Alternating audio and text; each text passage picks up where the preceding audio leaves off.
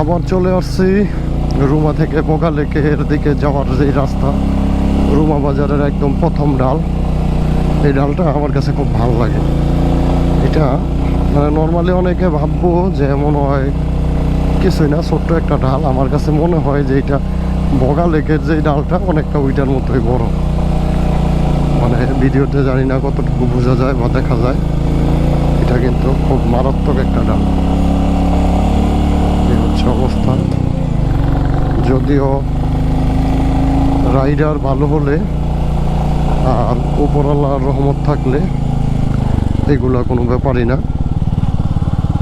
তবে অনেকেই আছে, নতুন বাইকার বলবো না, অনেকে আছে অনেক দিন বাইক চালাইলেও মানে অভিজ্ঞতা কম থাকে, মানে কিছু জায়গায় ইনস্ট্যান্ট কি করা লাগে এই ব্যাপারগুলা ওনাদের মধ্যে থাকে না, তার জন্য অনেক সময় দুর্ঘটনা ঘটে।